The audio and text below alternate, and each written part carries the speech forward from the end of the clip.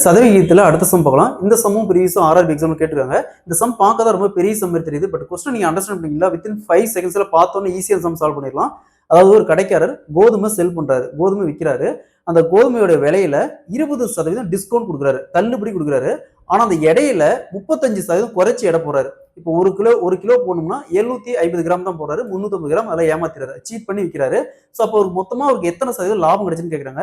So பர்சன்டேஜ்ல இந்த model some கேட்டாங்களா எப்படி குயிக்காக சால்வ் பண்ணுறதுனா, அதுக்கு முன்னாடி நம்முடைய அகாடமியில் 2026ஆம் ஆண்டு வரக்கூடிய டிஎன்பிஎஸ்சி மற்றும் போலீஸ் எக்ஸாமுக்கான எஸ்பெஷலி மேக்ஸ் அண்ட் ரீசனிங்னு தனியாக online live classes and test based start ஆயிருக்கு.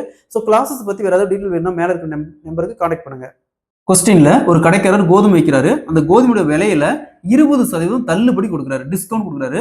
அந்த இடையிலையும் 35% குறைச்சு தான் எடை போடுறாரு, அதை சீட் பண்ணி எடை போடுறாரு. ஸோ அப்போ அவருக்கு எத்தனை சதவீதம் லாபம் கிடைச்சிருக்குன்னு கேட்குறாங்க. இந்த மாடல சம் கேட்டாங்களா?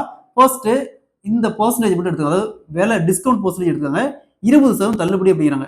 எக்ஸாம்பிளுக்கு 100 ரூபான்னு வச்சுக்கலாம், 100 ரூபா வச்சுக்கலாம். அதில் 20 ரூபா போச்சுன்னா 20% தள்ளுபடி, 100 ரூபாயில 20 ரூபா போச்சுன்னா மீதி 80 ரூபாய்க்கு வித்துருப்பாரு. சரிங்களா? ஸோ அடுத்தது பாருங்க, இடையில 35 சீட் பண்றாரு, ஏமாத்துறாரு. ஸோ அப்போ எக்ஸாம்பிளுக்கு 100 கிராம் வச்சுக்கலாம். 100 கிராம்ல 35 கிராம் போச்சுன்னா மீதி 65 கிராம்.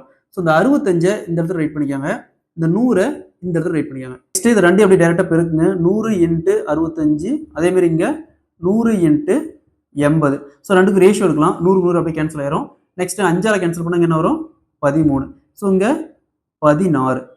80 5ஆல கேன்சல் பண்ணா 16. நெக்ஸ்ட் ரெண்டுக்கான டிஃபரன்ஸ் 16ல 13 போச்சுன்னா மீதி 3. வகுத்தல்ல எப்பயுமே இந்த ஃபர்ஸ்ட் வேல்யூ தான் போடணும். ஸோ வகுத்தல்ல 13 இன்ட்டு சதவீதம் இறங்க, அப்போ இன்ட்டு 100.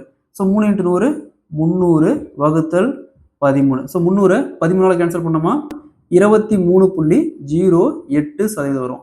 ஸோ அப்போ அவருக்கு அந்த கடைக்காரருக்கு 23.8% லாபம் அடைச்சிருக்கும். Option C is the correct answer.